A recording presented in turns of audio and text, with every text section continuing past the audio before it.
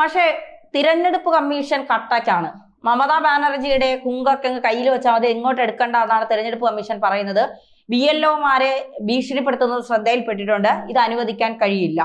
അത് മാത്രമല്ല, തിരഞ്ഞെടുപ്പ് പ്രക്രിയ അത് ജനാധിപത്യപരമായാണ് പോകുന്നത്. അതിൽ തടസ്സപ്പെടുത്താനും കഴിയില്ല. മമത പറയുന്നത് SIR നിർത്തിവെക്കണം.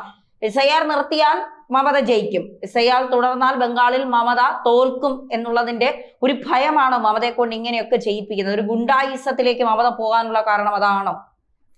SIR എന്തായാലും പല സംസ്ഥാനങ്ങളിലും പ്രശ്നമാണ്. കേരളത്തിൽ നമ്മൾ ഉദ്യോഗസ്ഥന്മാരോട് സംസാരിച്ച സമയത്ത് കേരളത്തിൽ അങ്ങനത്തെ ഒരു പ്രശ്നം ഉണ്ടാവില്ല എന്നാണ് അവർ പറഞ്ഞിരുന്നത്. കാരണം ഇത് കേരളത്തിൽ തുടങ്ങുമ്പോൾ ഞങ്ങളുടെ നിയോജകമണ്ഡലത്തിൽ, പറവൂർ നിയോജകമണ്ഡലത്തിൽ ഞാനാണ് അത് തുടങ്ങി വെക്കുന്നത്. അപ്പോൾ ഞാൻ അവരോട് ചോദിച്ചു, ഇങ്ങനെ ആളുകളെ പുറത്താക്കാൻ വേണ്ടിയിട്ടാണെന്നെങ്കിൽ ഈ പരിപാടി നടക്കണം. ഇല്ല, അങ്ങനത്തെ ഒരു പ്രശ്നവും കേരളത്തിൽ ഉണ്ടാവില്ല എന്നാണ് പറഞ്ഞത്. കേരളത്തിൻ്റെ ഒരു പ്രത്യേക സാഹചര്യത്തിൽ അങ്ങനെയുള്ള വിഷയങ്ങൾ വളരെ കുറവായിരിക്കും. സ്ഥലത്തില്ലാത്തവർ അല്ലെങ്കിൽ വീട്ടിൽ തന്നെ ഒപ്പിട്ട് കൊടുക്കാനായിട്ടുള്ള സംവിധാനം കാണിക്കാൻ പറ്റാത്ത അവർക്കൊക്കെയാണ് എന്തെങ്കിലും പ്രശ്നങ്ങൾ ഉണ്ടാകാൻ സാധ്യതയുള്ളൂ. ഇപ്പോൾ പുറത്തു പോയാലുള്ള അതിനെന്താണ് ആൾട്ടർനേറ്റീവ് ചോദിച്ചിട്ട് അതിന് കൃത്യമായിട്ട് അങ്ങനെ ഒരു ഉത്തരം കിട്ടിയിട്ടില്ല. അവരുടെയാണ് ഒരു പ്രശ്നം കേരളത്തിലേക്ക് ഉണ്ടാകാൻ സാധ്യതയുള്ളൂ. പക്ഷെ നമ്മളിപ്പോൾ സംസാരിക്കുന്നത് ബംഗാളിലെ പ്രശ്നമാണ്. ഇപ്പോൾ ബംഗാളിലെ ഈ വിഷയത്തിൽ എന്താണ് സംഭവിക്കുന്നത് എന്ന് ചോദിച്ചു കഴിഞ്ഞിട്ടുണ്ടെങ്കിൽ, ബംഗാളിലെ ആ വിഷയത്തിൽ പലതരം പ്രശ്നങ്ങൾ വരാൻ സാധ്യതയുള്ളതാണ്. അപ്പോൾ നമ്മുടെ ഇവിടെ എന്ന് പറയുന്നത് ഒപ്പിട്ട് കൊടുക്കേണ്ട വ്യക്തി സ്ഥലത്തില്ലെങ്കിൽ പോലും വേണമെങ്കിൽ എന്താണ് ഉത്തരവാദിത്തപ്പെട്ട ആൾക്ക് അത് ഒപ്പിട്ട് കൊടുത്ത പ്രശ്നം പരിഹരിക്കാനായിട്ടുള്ളൊരു ഓപ്ഷൻ ഉണ്ടെന്നാണ് ഞാൻ മനസ്സിലാക്കി. പക്ഷേ ബംഗാളിലെ സ്ഥിതി എന്ന് പറയുന്നത്, ബംഗാളിലെ ഈ എന്താണ് പുറത്തു നിന്നുള്ള നിരവധി മുസ്ലിം കുടുംബങ്ങൾ താമസിക്കുന്നുണ്ട് എന്ന് പറയുന്ന ഒരു സാഹചര്യം നിലനിൽക്കുന്നുണ്ട്. അങ്ങനെ വരുന്ന സമയത്ത് അവരൊക്കെ തന്നെ മിക്കവാറും പുറത്താക്കപ്പെടാനും അങ്ങനെ നിരവധി മുസ്ലിം വോട്ടുകൾ പുറത്താക്കപ്പെടാനായിട്ട് സാധ്യത കൂടുതലാണ്. അത് ചിലപ്പോൾ അവിടെ സ്ഥിരമായിട്ട് താമസിക്കുന്ന ആളുകൾ തന്നെയാകാം, അല്ലാത്തവരും ഉണ്ടാകാം. അങ്ങനെ വരുന്ന സമയത്ത് അത് നിലനിൽക്കുന്ന ഇലക്ട്രോലൈറ്റിൻ്റെ പൊസിഷനിൽ വലിയ ഒരു ഇംബാലൻസ് ഉണ്ടാക്കും. എന്നുവെച്ചാൽ അതിൻ്റെ ഒരു ഇതുവരെ ഉണ്ടായിരുന്നതായിട്ടുള്ള സന്തുലിതാവസ്ഥയ്ക്ക് വലിയ തകർച്ചയുണ്ടാകും.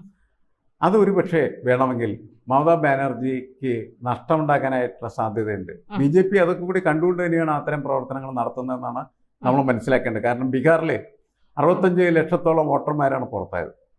അതിൽ ബഹുഭൂരിപക്ഷം പേരും മുസ്ലിങ്ങളായിരുന്നു എന്നുള്ളതാണ് ആ പുറത്താക്കലിൻ്റെ ആരോപണത്തിന് ശക്തി പകർത്തുന്നത്. ബംഗാളിലും ഇത് തന്നെയാണ് സംഭവിക്കാൻ പോകുന്നത്.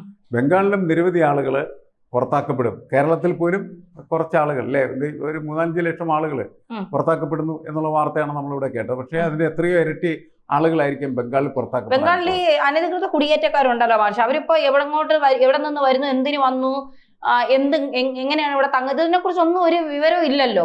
കാലാകാലങ്ങളായി ഇങ്ങനെ കുടിയേറ്റക്കാരെ സ്വീകരിച്ചുകൊണ്ടിരിക്കുകയാണ് ബംഗാള്. ഇവരൊക്കെ നാളെ ഇന്ത്യ മഹാരാജ്യത്ത് ഉണ്ടാക്കാൻ പോകുന്ന പ്രശ്നങ്ങളെ ഇതൊന്നും ചർച്ച ചെയ്യുന്നില്ല. SIR നടപ്പാക്കാൻ പാടില്ല. അല്ല, ബംഗാൾ വിഭജനകാലം മുതൽ തന്നെ അത്തരം ഒരു പ്രൊസീജിയറിലൂടെ മുന്നോട്ട് പോയിട്ടുള്ള സംസ്ഥാനമാണ്. കാരണം നമ്മൾ അതേപോലെ തന്നെ നമ്മളുടെ ഒരു അതിർത്തി എന്ന് പറയുന്നത് ബംഗ്ലാദേശുമായിട്ട് നമ്മൾ പങ്കിടുമ്പോൾ എനിക്ക് തോന്നുന്നു ഒരുപാട് പേര് അങ്ങോട്ടും ഇങ്ങോട്ടും ഒക്കെ മാറാനും പോകാനും ഒക്കെയുള്ള സാധ്യതകൾ എല്ലാ കാലത്തും നിലനിന്നിട്ടുണ്ട്. പിന്നീട് വളരെ കർശനമായിട്ടുള്ള രീതിയിൽ കുടിയേറ്റങ്ങൾ, മൈഗ്രേഷൻ എന്ന് പറയുന്നത് നിയന്ത്രിക്കുന്ന സാഹചര്യം വന്നതിന് ശേഷമാണ് അതിലേക്കൊരു ശമനം ഉണ്ടായിട്ടുള്ളതെന്ന കാര്യം നമുക്കറിയാം. അപ്പോൾ നിരവധി വർഷങ്ങളായിട്ട് താമസിക്കുന്നവരെ നമ്മൾ മറ്റു പല രാഷ്ട്രങ്ങളിലൊക്കെ നമ്മൾ പോയി താമസിക്കുന്ന പോലെ അവർക്ക് അവിടെ പെർമനന്റ് റെസിഡൻസി ലഭിക്കുന്ന പോലെ ഇവിടെ പെർമനന്റ് റെസിഡൻസി കൊടുത്തിട്ടുണ്ടെങ്കിൽ പിന്നെ അത്തരം വിഷയങ്ങളുണ്ടാവില്ല. ഇല്ലാത്ത ആളുകളൊക്കെ വോട്ടേഴ്സ് ലിസ്റ്റിന് പുറത്താക്കപ്പെടാനുള്ള സാധ്യത വളരെ കൂടുതലല്ലേ. അപ്പോൾ അത് അവിടുത്തെ തെരഞ്ഞെടുപ്പിനെ എങ്ങനെ ബാധിക്കാൻ സാധ്യതയുണ്ട് എന്നതിൻ്റെ അടിസ്ഥാനത്തിലാണ് BJPയും അതേപോലെ മമതയും തമ്മിൽ ഇക്കാര്യത്തിൽ ഒരു കൺഫ്രണ്ടേഷൻ ഉണ്ടാകും. BJP ബോധപൂർവം തന്നെ ഈ വോട്ടർമാരെ പുറത്താക്കി പറ്റൂ എന്ന ഒരു നിർബന്ധ ബുദ്ധിയിൽ നിൽക്കുകയാണ് ചെയ്യുന്നത്. അതുകൊണ്ട് തന്നെയാണ് മമതയും അങ്ങനെ അവരെ പുറത്താക്കാൻ പറ്റില്ല എന്ന് പറയുന്ന ഒരു നിർബന്ധ ബുദ്ധി കാണിക്കുന്നത്. ഇത് വളരെ സംഘർഷാത്മകമായിട്ടുള്ള അവസ്ഥയിലേക്ക് എത്താൻ സാധ്യതയുണ്ട്. അതിൻ്റെ ഭാഗമായിട്ടാണ് BLOമാർ സമ്മർദ്ദത്തിലാക്കപ്പെട്ടിരിക്കുന്നത്. ഇപ്പോൾ അവർ ഭയങ്കരമായിട്ട് പ്രഷറൈസ് ചെയ്തുകൊണ്ടിരിക്കുകയാണ് ചെയ്യുന്നത്. ഇതൊക്കെ ഈ തെരഞ്ഞെടുപ്പിൻ്റെ മുൻപ് വരുന്ന സമയങ്ങളിൽ ചിലപ്പോൾ സംഘർഷഭരിതമായിട്ടുള്ള സിറ്റുവേഷൻ ബംഗാളിൽ ഉണ്ടാക്കാനുള്ള സാധ്യത നമുക്ക് തള്ളിക്കളയാൻ പറ്റില്ല. പക്ഷേ ഈ ഗംഗ ഇനി ഒഴുകുന്നത് ബംഗാളിലോട്ടാണ്. അതായത് ബീഹാറിൽ നിന്ന് കഴിഞ്ഞു, പക്ഷെ ഇനി ഗംഗ ഒഴുകുന്നത് ബംഗാളിലേക്കാണ് എന്നുള്ളൊരു സൂചന SIR മുമ്പ് തന്നെ, SIR മുമ്പോ ശേഷമോ അതെനിക്ക് കൃത്യമായി ഓർമ്മയില്ല, അതിനു മുൻപ് തന്നെ എന്തായാലും BJP നൽകി കഴിഞ്ഞു. അതായത് ഇനി അടുത്തുള്ള അവരുടെ ലക്ഷ്യം എന്ന് പറയുന്നത് ബീഹാർ തെരഞ്ഞെടുപ്പിന്റെ ഒരു പിനക്കളിലാണ്, അല്ലെങ്കിൽ അതിന്റെ വിജയം കണ്ടതിന് ശേഷമുള്ള ഒരു ഘട്ടത്തിലാണ് BJP പറഞ്ഞത് ബംഗാളിലേക്ക് തന്നെയാണ് ഗംഗ ഒഴുകുന്നത് എന്നുവെച്ചാൽ ബീഹാർ എന്ന് പറയുന്നത് ബംഗാളിൽ ആവർത്തിക്കപ്പെടും എന്നാണ് അവരുടെ രാഷ്ട്രീയ പ്രസ്താവനയാണ് ശരിക്കും പറഞ്ഞത്.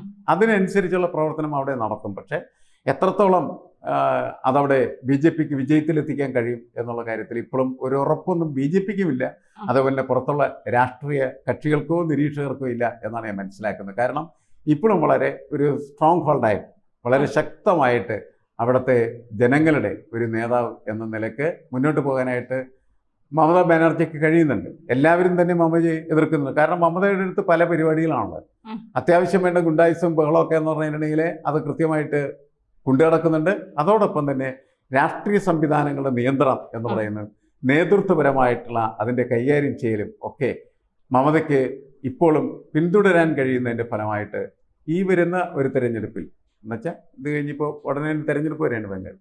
ആ തെരഞ്ഞെടുപ്പിൽ മമത പുറത്താക്കപ്പെടും എന്ന് കരുതപ്പെടുന്നതിൽ അർത്ഥമില്ല എന്നാണ് എനിക്ക് തോന്നുന്നത്. മമതയെ വേണമെങ്കിൽ നിങ്ങൾക്ക് ദുർബലപ്പെടുത്താം, പക്ഷേ അടുത്ത തെരഞ്ഞെടുപ്പിൽ അവർ പുറത്താക്കൽ എന്ന് പറയുന്നത് നടക്കാനുള്ള സാധ്യത കുറവാണെന്ന് എനിക്ക് തോന്നുന്നു. പക്ഷെ ബംഗാളിൽ പക്ഷെ ഒരു ജനവിരുദ്ധ വികാരമുണ്ട്. അഴിമതിയുടെ വലിയൊരു കുത്തൊഴുക്ക് ബംഗാളിലുണ്ട്. മമത ശക്തിയായ നേതാവ് തന്നെയാണ്. ബംഗാൾ കടുവ എന്നൊക്കെ പറയുന്നത് അനുയോജ്യമായ ഒരു വാക്ക് തന്നെയാണ് അവരെ സംബന്ധിച്ചിടത്തോളം. ഒറ്റയ്ക്ക് നിന്നുള്ള ഒരു പോരാട്ടമാണ്.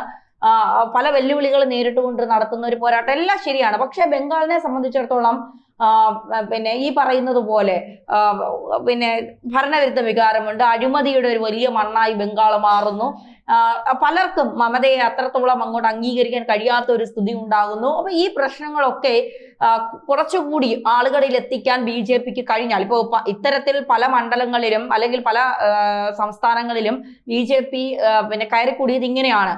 മതം അല്ലെങ്കിൽ പറയുന്നതിലപ്പുറം രാഷ്ട്രീയം പറയുന്നതിലപ്പുറം അവരുടെ വീക്ക്നെസ്സുകളെ കണ്ടുപിടിച്ചുകൊണ്ട് അതിനെങ്ങനെ ഇപ്പൊ ബീഹാറിലൊക്കെ നമ്മൾ കണ്ടത് അതാണ്.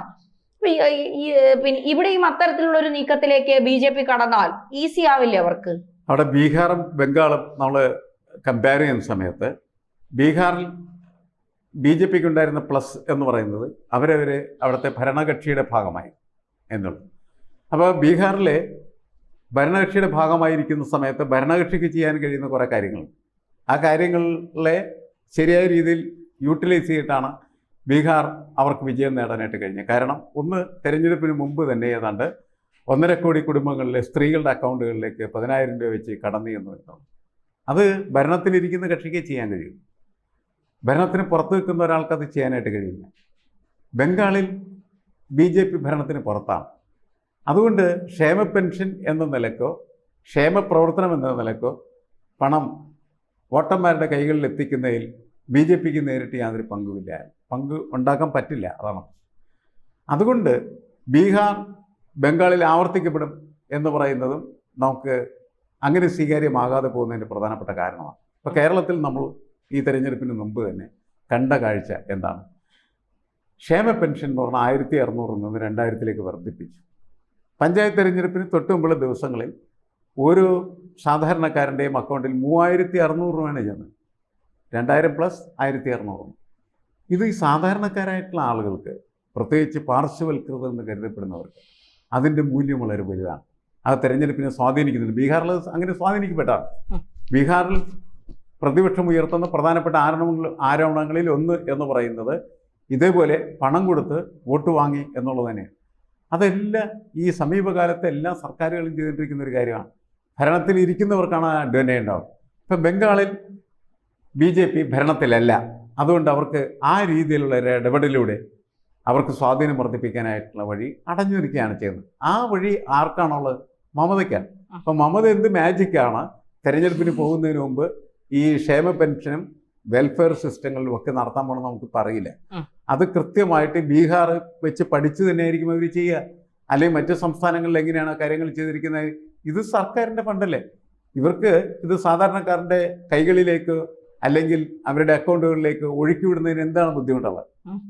ഏത് അധികാരത്തിലിരിക്കുന്ന സർക്കാർ ഇപ്പോൾ ചെയ്തുകൊണ്ടിരിക്കുന്ന ഒരു പ്രധാനപ്പെട്ട കാര്യം എന്ന് വെച്ചാൽ ഈ ഫ്രീ ബീസ് എന്ന് വിശേഷിപ്പിക്കപ്പെടുന്ന ഇത്തരം ക്ഷേമ പ്രവർത്തനങ്ങൾ അതിൽ കാലൂന്നി മാത്രമാണ് മുന്നോട്ട് പോകാൻ പറ്റുള്ളൂ. BJPക്ക് ആയപ്പോലും മത രാഷ്ട്രീയമുണ്ട്, വർഗീയത ഉണ്ട്. അതുകൊണ്ടൊന്നും എക്കാലത്തും തിരഞ്ഞെടുപ്പ് വിജയിക്കാൻ കഴിയില്ല.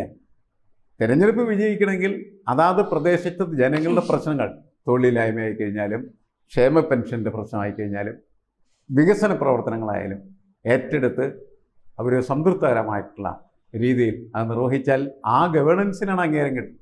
അതുകൊണ്ടാണ് പ്രോ ഇൻക്യുംബൻസി എന്ന് പറയുന്നത് ഈ കാല തിരഞ്ഞെടുപ്പുകളുടെ ഒരു സവിശേഷതയായിട്ട് മാറിക്കഴിഞ്ഞു.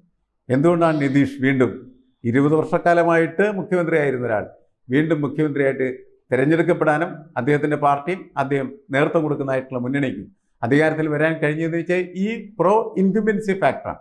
പ്രോ ഇൻക്യുംബൻസി ഫാക്ടർ ഡെവലപ്പ് ചെയ്യുന്നതിൽ നിർണായകമായിട്ടുള്ള പങ്ക് ഈ ക്ഷേമ പ്രവർത്തനങ്ങൾക്കാണ്.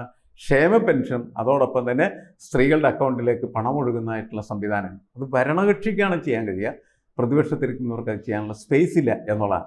ഇത് ബംഗാൾ ബീഹാറാക്കി മാറ്റുന്നതിൽ BJPക്ക് തടസ്സം എന്ന് തന്നെയാണ് ഞാൻ കണക്കാക്കുന്നത്.